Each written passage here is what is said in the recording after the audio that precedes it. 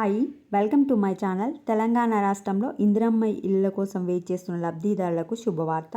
మీకు గనక ఇందిరమ్మ ఇల్లు రాకపోతే వెంటనే ఎక్కడ అప్లై చేసుకోవాలి, పూర్తి వివరాలు తెలుసుకుందాం. ప్లీజ్ అండి, వీడియో చూస్తున్న వాళ్ళు వీడియోని లైక్ చేయండి, ఛానల్ని తప్పకుండా సబ్స్క్రైబ్ చేసుకోండి, సపోర్ట్ చేయండి.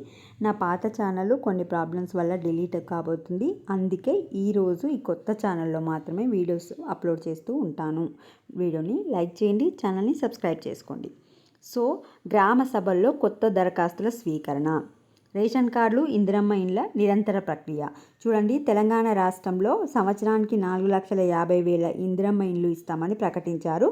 ఈ 4,50,000 ఇండ్లలో కూడా 3,500 ఇండ్లు ప్రతి నియోజకవర్గానికి. ఈ ఫస్ట్ దశలో ఎవరికైతే సొంత ప్లేస్ ఉంటుందో వాళ్ళకి మాత్రమే ఇందిరమ్మ ఇండ్లు ఇస్తారు. ఈ సొంత ప్లేస్ ఉన్న వాళ్ళు కూడా ఫస్ట్ ప్రియారిటీ వచ్చేసి దివ్యాంగులు, సింగిల్ మహిళలు, ట్రాన్స్జెండర్స్, సఫాయి వాళ్ళు, దివ్యాంగులు, ఇట్లా వీళ్ళకి ఇచ్చిన తర్వాత ఇంకా కొంచెం పేదవాళ్ళకైతే ఇవ్వడం జరుగుతుంది. సో, ఎవరెవరికి ఇల్లు వచ్చింది, జాగ ఉన్న వాళ్ళది ఒక లిస్టు, జాగ లేని వాళ్ళది ఒక లిస్ట్ అయితే గ్రామ సభలలో 21వ తారీఖు నుంచి 24వ తారీఖు వరకు తెలంగాణ రాష్ట్ర వ్యాప్తంగా గ్రామ సభలు పెడతారు. అందులో మీ పేరు ఉంటే ఓకే, మీరు పేరు లేకపోతే మళ్ళీ మీరు అప్లై చేసుకోండి. ఇందిరమ్మ ఇండ్లకు సంబంధించి ఇంటి స్థలం ఉన్నవారి లేని వారి జాబితాలను వేర్వేరుగా గ్రామ సభల్లో ప్రదర్శించాలని మంత్రులు సూచించారు. అలాగే కొత్తగా గ్రామ సభల్లో వచ్చే దరఖాస్తులను పరిశీలించాలన్నారు.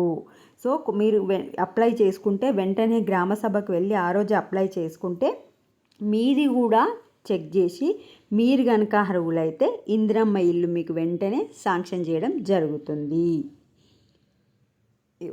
అధికారులు తయారు చేసిన జాబితాలు ఫైనల్ కాదు. ఇప్పుడు ఏవైతే సర్క్యులేట్ అవుతున్నాయో, మీకు ఇల్లు వచ్చింది, మీకు రేషన్ కార్డు వచ్చింది, అవి ఫైనల్ కాదు. ఈ జాబితాలు ఫైనల్ కాదని ఈ నెల 21 నుంచి 25 వరకు జరగనున్న గ్రామ సభల్లో లబ్ధిదారుల తుది జాబితాలు తయారవుతాయని తెలిపారు. అంటే గ్రామ సభలలో పెట్టినాక గ్రామంలో చెప్తారు కదా, వీళ్ళకి ఎందుకు ఇల్లు వచ్చింది, వీళ్ళకి ఆల్రెడీ ఉంది, వీళ్ళు జాబ్ ఉన్నోళ్ళు, వీళ్ళు భూమి ఉన్నోళ్ళు అని వేరే వాళ్ళు చెప్తారు కదా. ఆ విధంగా అందరిది కట్ చేసి మళ్ళీ కొత్త పేర్లు యాడ్ చేయడం కానీ, ఉన్న పేర్లు తీసేయడం కానీ, మొత్తం మనకు ఎప్పుడు ఫైనల్ జాబితా రెడీ అవుతుందంటే గ్రామ సభ కంప్లీట్ అయిపోయిన తర్వాత మనకు ఫైనల్ జాబితా అయితే రెడీ అవుతాయి. సో, ఎవ్వరూ టెన్షన్ పడకండి, మా పేరు లేదని. ఒకవేళ మీరు అన్ని అర్హతలు కలిగి ఉండి కూడా మీ పేరు లేకపోతే వెంటనే గ్రామ సభలో అప్లై చేసుకోండి. ఇంకొకటి, ఇప్పుడు ఇక్కడ మనకు గద్వాల్ నుంచి అన్ని అర్హతలు కలిగి ఉన్న ఎంపిక కాని వారు ఉంటే క్యాంపు కార్యాలయంలో ఫిర్యాదు చేస్తే అలాంటి వాటిని సరిదిద్దేలా చూస్తామని, నిజమైన అర్హులకు న్యాయం చేస్తామని సరితమ్మ హామీ ఇచ్చారు. ఎవరికైనా మీకు నిజంగా మీరు అర్హత ఉండి ఇల్లు రాకపోతే మీరు యాప్లో కూడా కంప్లైంట్ చేయొచ్చు. చేస్తే అంటే మీ పేరు అందులోకి పోయి వేరే వాళ్ళ పేరు అవుట్ అయిపోతుంది. ఈ విధంగా నిరంతర ప్రక్రియ ఇస్తూనే ఉంటారు కనుక టెన్షన్ పడకండి. ఎవరికైనా ఇల్లు రాకపోతే వెంటనే ఆ రోజు గ్రామ సభలో అప్లై చేసుకోండి. ఇది లేటెస్ట్ అప్డేట్. వీడియోని లైక్ చేయండి, ఛానల్ అయితే తప్పకుండా సబ్స్క్రైబ్ చేసుకోండి. Thanks for watching.